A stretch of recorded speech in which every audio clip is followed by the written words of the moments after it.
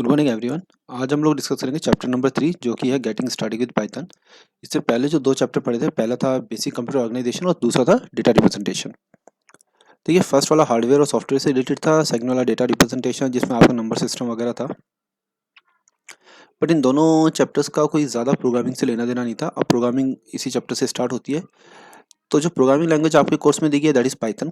नाम से ऐसा लगता है जैसे बहुत बड़ा कोई रेप्टाइल क्रिएचर है, पर ऐसा कुछ नहीं है। यहाँ पे एक बहुत ही इजी लैंग्वेज आपके सामने सीबीएसई ने प्रोवाइड कराई है आपको। पहले हम नेटबीन्स पढ़ते थे, जावा जिसमें होता था, अब यहाँ हम पाइथन पढ़ेंगे।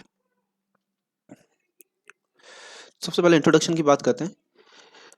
जिन्होंने इसको इन्वेंट किया उनका नाम था गिडो वैन रोसम। फरवरी 1991 में इसको डिस्कवर किया गया था, इन्वेंट किया गया था। ये जो लैंग्वेज है पाइथन, ये इन्फ्लुएंस है एबीसी लैंग्वेज और मॉड्यूलर 3 से। दो पुरानी लैंग्वेजेज हैं जिनको ध्यान में रखते हुए लैंग्वेज बनी है, जिनको इन्फ्लुएंस, जिन लैंग्वेज से गिडो वैन रोसम इन्फ्लुएंस थे, उन लैंग्वेजेस का जो फीचर्स है वो इस लैंग्वेज में लिया गया है। इसका नाम पाइथन क्यों पड़ा, इसके पीछे एक बड़ा ही अजीब सा लॉजिक है कि जो इसके इन्वेंटर थे उनको एक बीबीसी कॉमेडी चैनल पे एक प्रोग्राम आता था, वो बड़ा पसंद था, जिसका नाम था मॉन्टी पाइथन्स फ्लाइंग सर्कस। तो उसमें पाइथन एक कैरेक्टर था जिसके अकॉर्डिंग इसका नाम पड़ा। उनको वो प्रोग्राम बहुत अच्छा लगता था, उन्होंने इस लैंग्वेज का नाम पाइथन दे दिया। इलॉजिकल है बट यही इसका रीज़न है। अब पाइथन के कुछ प्लस हैं, कुछ माइनस हैं, कुछ प्रॉज हैं, कुछ कॉन्स हैं, वो एक एक करके हम डिस्कस करेंगे। तो पहले हम प्लसेस पढ़ेंगे। ऑल तो 1990 में आ गई थी, तो 1990 के अंदर जो मार्केट में सबसे ज़्यादा चलने वाली लैंग्वेजेस थी वो थी सी प्लस प्लस, जावा। तो उन लैंग्वेजेस के सामने इसको बहुत ही कंपटीशन फेस करना पड़ा, क्योंकि ये लैंग्वेज हर काम को करने के लिए परफेक्ट नहीं थी। ये लैंग्वेज कुछ स्पेसिफिक काम करने के लिए बहुत अच्छी थी, बट सारे काम करने के लिए परफेक्ट नहीं थी। तो इससे कुछ अच्छाइयाँ थी, कुछ बुराई थी। अब एक एक करके डिस्कस करेंगे। जो इसके प्लसेस हैं वो पढ़ेंगे पहले हम। First one is easy to use. देखिए, कोई भी लैंग्वेज जब आप लिखते हैं, चाहे वो हिंदी, इंग्लिश हो, नॉर्मल लैंग्वेज या कोई प्रोग्रामिंग लैंग्वेज हो, सभी लैंग्वेजेस को लिखने का ग्रामेटिकल रूल होता है, that is known as syntax, कि उस लैंग्वेज को कैसे लिखा जाता है। तो पाइथन जो है वो बहुत ही सिंपल सिंटैक्स के साथ आती है। पाइथन में कोई कॉम्प्लिकेटेड सिंटैक्स नहीं है, हाई लेवल लैंग्वेज है, बट बहुत ही प्रोग्रामर फ्रेंडली है, इजी सिंटैक्स है, ऑब्जेक्ट ओरिएंटेड लैंग्वेज है ये। ऑब्जेक्ट ओरिएंटेड लैंग्वेज क्या होती है, ये आपके कोर्स अभी आपको ज़्यादा जानने की जरूरत नहीं है, आगे आने वाली क्लासेस में हम लोग पढ़ेंगे। बस इतना जान लीजिए, पुरानी लैंग्वेज दो तरह की होती थी, एक प्रोसीजरल और एक ऑब्जेक्ट ओरिएंटेड। तो जो एडवांसमेंट हुआ लैंग्वेजेस का, उसमें ऑब्जेक्ट ओरिएंटेड लैंग्वेज एक लैंग्वेज का पार्ट आया था। तो पाइथन बहुत ही इजी लैंग्वेज है, सिंटैक्स के फॉर्म में, हाई लेवल लैंग्वेज है, बट प्रोग्रामर फ्रेंडली है। Expressive language. देखिए, एक्सप्रेसिव लैंग्वेज का क्या है कि यहाँ पे जब आप कोड लिखेंगे उसको एक्सप्रेस करने का बहुत ही इजी तरीका है यहाँ पे। पुरानी लैंग्वेज में थोड़ा सा डिफिकल्ट तरीका होता था लिखने में, सिंटैक्स को बहुत ही हमें ज़्यादा स्टेटमेंट लिखने पड़ते हैं। यहाँ इसको इतना ईजी कर दिया गया कि अभी आपको एक एग्जाम्पल दिखाऊंगा जिससे आपको ये चीज़ समझ में आ जाएगी। आपके सामने एग्जाम्पल लिखा हुआ है, व्हाइट में देखिए, ऊपर लिखा है इन सी प्लस प्लस और राइट साइड पे लिखा है इन पाइथन। अब देखिए, सी प्लस प्लस में जो कोड लिखा हुआ है आपके सामने, ये कोड की लैंग्वेज के ऊपर मत जाइएगा कि आपको समझ नहीं आएगा तो आप कंफ्यूज हो। सिंपल सा एक कर क्या रहा है वो बताता हूँ। एक ए नाम का वेरिएबल लिया हुआ है जिसमें 2 वैल्यू असाइन की है, बी में 3 वैल्यू असाइन की है, और ये टी एम पी टेम्प जो लिखा हुआ है ये एक ऐसी वेरिएबल है। मैथ्स में भी होता है ना, X Y Z, let X Y Z, उसमें कुछ वैल्यूज असाइन करा देता हूँ। सेम यार, मैथ्स की तरह प्रोग्रामिंग होती है। तो यहाँ पे भी हमने क्या किया, ए नाम का एक मेमोरी लिया जिसमें हमने 2 असाइन करा दिया, बी नाम का एक मेमोरी लिया जिसको हम वेरिएबल भी बोलते हैं, उसमें हमने 3 असाइन करवा दिया, और टेम्प जो है वो एक ब्लैंक पड़ा है। तो हम कर क्या रहे हैं बेसिकली यहाँ पे। अब जैसे आपके दिख रहा है ए में 2 है, बी में 3 है, ये कोड जो लिखा है सी प्लस प्लस में, ये जब पूरा एग्जीक्यूट होगा तो एंड में आपको ए में 3 मिलेगा और बी में 2 मिलेगा, मतलब वैल्यूज चेंज हो जाएगी इनका। तो ये जो कोड आपके सामने लिखा है स्वैपिंग का कोड है, कि दो वेरिएबल्स हैं जिनमें दो वैल्यूज हैं, but after execution of that code इनकी वैल्यू स्वैप हो जाएगी, इंटरचेंज हो जाएगी। तो कैसे होगी देखिए, अब जो ए में 2 है वो सेकंड लाइन में हमने क्या लिखा, टेम्प इक्वल्स टू ए। तो जो ए की वैल्यू है 2 वो किस में आ गई, टेम्प में। तो टेम्प की वैल्यू कितनी हो गई अब 2। A equals to B, that means B की वैल्यू, राइट साइड की वैल्यू लेफ्ट हैंड साइड के वेरिएबल में जाती है। तो बी की वैल्यू कितनी है अभी 3, तो 3 किस में आ गया, ए में। तो ए की वैल्यू कितनी हो गई अब 3, पहले ए की वैल्यू कितनी थी 2, तो इस स्टेटमेंट से बी की वैल्यू जो 3 है वो किस में आ गई, ए में, और ए की वैल्यू भी हो गई 3। अब बी इक्वल्स टू टैम्प लिखा है, टैम्प में क्या वैल्यू थी, ए की, जो कि 2 था, तो जो 2 वैल्यू वो किस में आ गई, बी में। तो अब आपको ए में मिल रही है बी की वैल्यू दैट इज 3, और बी में मिली है टैम्प की वैल्यू। टैम्प में किसकी वैल्यू थी पहले, 2, ए की, तो बी में क्या आ गया 2, तो ए और बी की वैल्यू एक्सचेंज हो गई। ये कैलकुलेशन थी आप कोडिंग थी सी प्लस प्लस की। अब पाइथन में देखिए कैसे लिखा है, A comma B equals to 2,3। इसको ध्यान से समझिएगा, ए कॉमा बी इक्वल्स टू 2,3 का मतलब फर्स्ट वेरिएबल में राइट हैंड साइड की फर्स्ट वैल्यू जाएगी। तो ए यहाँ पे लेफ्ट हैंड साइड में फर्स्ट वेरिएबल है, इक्वल्स टू के बाद राइट हैंड साइड में फर्स्ट वेरिएबल कौन है, 2, सॉरी वैल्यू कौन है 2, तो ये 2 किस में जाएगा ए में, और बी में क्या जाएगा 3, तो ए की वैल्यू हो गई 2 और बी की वैल्यू हो गई 3। अब नेक्स्ट लाइन में क्या लिखा है A comma B equals to B comma A, तो ए में डाल दें बी की वैल्यू, तो ए में बी की वैल्यू आ जाएगी, तो बी की वैल्यू ऊपर क्या हो गई थी 3, तो 3 किस में आ गया ए में, और बी में ए की वैल्यू आ जाएगी जो ऊपर क्या थी 2, तो बी में क्या वैल्यू आ गई 2, तो ए की स्टेटमेंट में यहाँ पे स्वैपिंग का काम हो चुका है। अब थर्ड पॉइंट यहाँ लिखा हुआ है इंटरप्रेटेड लैंग्वेज। देखिए इंटरप्रेटेड लैंग्वेज का मतलब हो गया ये लैंग्वेज वो है जो इंटरप्रेटर यूज करती है, ना कि कंपाइलर यूज करती है। हमने इंटरप्रेटर और कंपाइलर शुरू में पढ़ा था। इंटरप्रेटर वो सॉफ्टवेयर या ट्रांसलेटर्स होते हैं जो line by line source code को ऑब्जेक्ट कोड में कन्वर्ट करते हैं। वो एक लाइन को करते हैं, एरर चेक करते हैं, अगर उसमें कोई एरर होता है तो यूजर को बोलते हैं कि भैया इस पोजीशन पे एरर है, उसको रेक्टिफाई करो, एंड देन आफ्टर वो आगे बढ़ते हैं।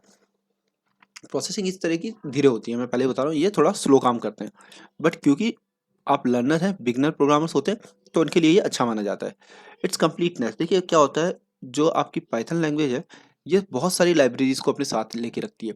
बाहर से लाइब्रेरीज लाने की जरूरत नहीं पड़ती। अब लाइब्रेरीज क्या होती है, लाइब्रेरी देखिए आप जब प्रोग्राम बनाते हैं तो आपको कुछ ऐसे फंक्शंस की या मेथड्स की जरूरत पड़ती है जो आपको बार बार लिखने पड़ते हैं। तो जब बार बार लिखने की जरूरत आती है तो हम उसे बार बार नहीं लिखते, हम उन्हें एक बार लिख के कहीं स्टोर कर लेते हैं और उन्हें फिर एक्सेस कर लेते हैं। तो इसी तरीके से जो आपका पाइथन की लाइब्रेरी वो बहुत बड़ी है और ये अपने साथ ही रखता है, इसको बाहर से इंस्टॉल करने की ज़रूरत नहीं पड़ती। क्रॉस प्लेटफॉर्म लैंग्वेज है। क्रॉस प्लेटफॉर्म लैंग्वेज का मतलब हो गया कि ये मल्टीपल प्लेटफॉर्म्स पे चलता है, चाहे वो विंडोज़ हो, चाहे वो लाइनक्स हो, चाहे वो यूनिक्स हो, या मैक सिस्टम हो, या सुपर कंप्यूटर्स हो। आप इनको बहुत सारे डिवाइसेस पे चला सकते हैं, तो इसे क्रॉस प्लेटफॉर्म कहते हैं, या आप इसे पोर्टेबल लैंग्वेज भी कह सकते हैं। Free and open source. देखिए फ्री एंड ओपन सोर्स का मतलब होता है वो सॉफ्टवेयर जो फ्री ऑफ कॉस्ट आपको नेट से अवेलेबल हो जाए, जिसके लिए आपको पे ना करना पड़े। और ओपन सोर्स का मतलब हो जाता है वो जिसका सोर्स कोड आपको उसके साथ फ्री में मिलता है। तो जो पाइथन है वो नेट से डाउनलोड करके काम किया जा सकता है, आपको पैसे देके इसको खरीदने की ज़रूरत नहीं होती। Variety of usages oblique application. देखिए बहुत सारी चीज़ों में आज के टाइम पे पाइथन यूज़ हो रहा है।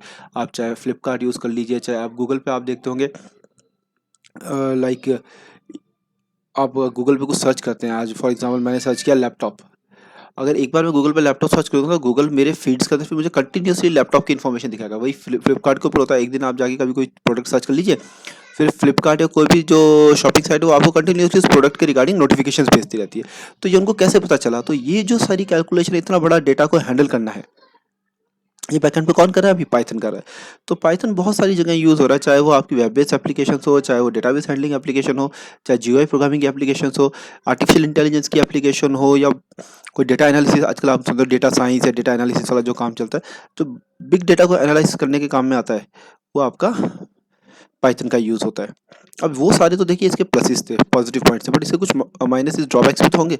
सबसे पहला ड्रॉबैक जैसे मैंने कहा था, इंटरप्रेटर यूज़ करती है, पहले ही कहती था इंटरप्रेटर यूज़ करती है, तो ये फास्ट नहीं है, क्योंकि इंटरप्रेटर क्या करता है, पहले एक लाइन को पढ़ता है, उसको ऑब्जेक्ट कोड में कन्वर्ट करता है, उसमें जो एरर आते हैं उसके लिए रुक जाता है, कि यूज़र को बोलता है कि भैया सो लाइन का एरर है, उसको पहले सही करो फिर मैं आगे बढ़ूंगा। तो इस तरीके से उसका टाइम थोड़ा स्लो हो जाता है। Laser libraries then C comma जावा कॉमा पर्ल। देखिए मैंने कहा था पाइथन जो है अपनी लाइब्रेरीज अपने साथ लेके आता है, बट इसकी लाइब्रेरीज थोड़ी कम है कंपेरेटिवली सी प्लस प्लस या जावा वाली लाइब्रेरी से। उनकी लाइब्रेरीज बहुत बड़ी थी, उनके पास बहुत कलेक्शन था लाइब्रेरीज का, बहुत सारे फंक्शंस होते थे। पाइथन में वो थोड़ी सी कमी रहेगी। टाइप बाइंडिंग की कमी है, टाइप मिसमैच का इशू रहता है। देखिए यहाँ पे क्या होता है कि आप जब कोई प्रोग्रामिंग करते हैं तो आपने कोई नंबर है जो आप यूज़र से वैल्यू लेनी है, तो आपने लिख दिया a equals to 5, for example user ने 5 डाला और मैंने लिख दिया a इक्वल्स टू 5।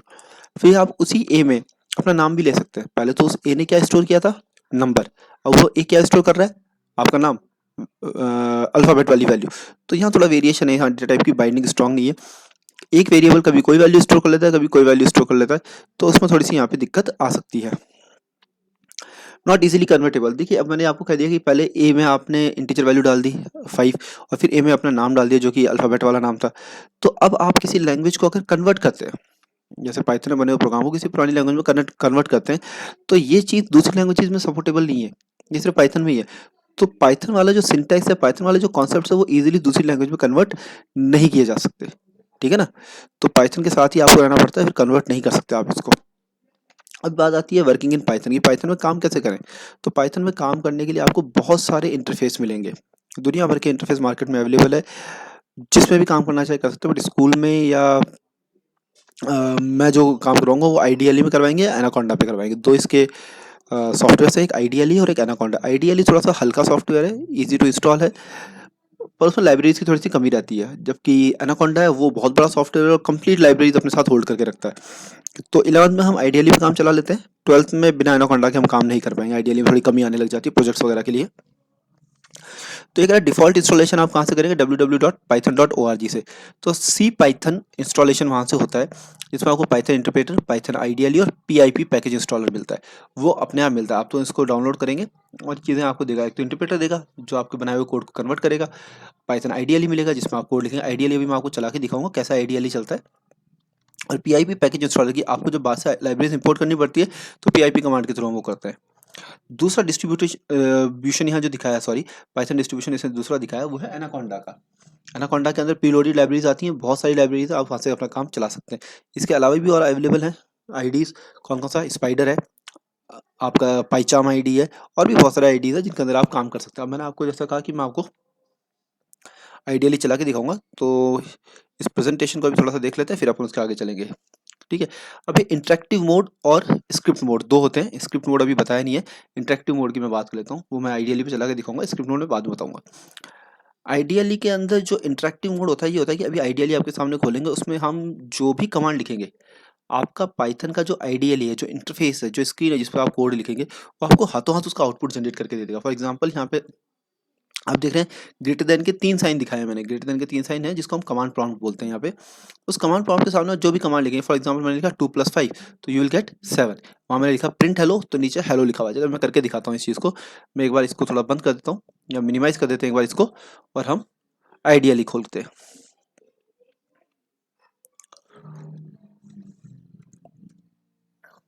ये आइडियली ओपन करते हैं आइडियली। अभी आइडियली ओपन हो रहा है, थोड़ा सा टाइम लेता है, आइडियली स्लो है थोड़ा, खोल लेता है, फिर हम दिखाते हैं आपको कैसे क्या होगा आइडियली के अंदर सारा काम। आई एम वेटिंग, खुल जाए, खुल जाए सिम सिम। ये आइडियली खुल गया आपके सामने, देख रहा है आइडियली, ये आइडियली का स्क्रीन है। अब यहाँ पे आप देख सकते हैं लेफ्ट हैंड साइड में ये आपको 3 ग्रेटर देन के सिंबल दिख रहे हैं, ये आपका प्रॉम्प्ट होता है। अब मैं सिंपल कमांड लिख रहा हूँ, कुछ समझाने की अभी यहाँ कोई ज़्यादा जरूरत नहीं, जो वहाँ किया था वो करके दिखा रहा हूँ। 2 + 5 ये इंटरेक्टिव मोड है। 2 + 5 लिख के मैंने जैसे एंटर मारा, इसने मुझे क्या दे दिया, देखिए 7 आंसर आ गया। समझ में आई? ये एक बहुत छोटा सा कोड है, अभी हमको एक कोडिंग नहीं किया, सिंपल एक चीज़ समझाने के लिए कर रहा हूँ। ठीक है, इंटरेक्टिव मोड पे ये कमांड होती है प्रिंट, कुछ भी आउटपुट प्रिंट करने के लिए मैंने लिखा print and hello and bracket close, press enter, देखिए आउटपुट आ गया हेलो। तो प्रिंट कमांड से आप आउटपुट जनरेट कर सकते हैं। ये तो था इंटरेक्टिव मोड की, एक एक स्टेटमेंट में लिखूंगा, एक एक स्टेटमेंट का मुझे आउटपुट मिलता जाएगा। अब देखिए मैं स्क्रिप्ट मोड पे कर रहा हूँ, मैं एक पूरा कुछ कोड लिखूंगा जिसको मैं चलाऊंगा अलग से। ठीक है, ये एक नई फाइल खुली, अब यहाँ पे प्रोग्राम बना सकते हैं, क्योंकि अभी आपको प्रोग्राम बनाने नहीं आते तो मैं कुछ यहाँ लिखूंगा नहीं ज़्यादा बड़ा, मैं सिंपल यहाँ पे प्रिंट हेलो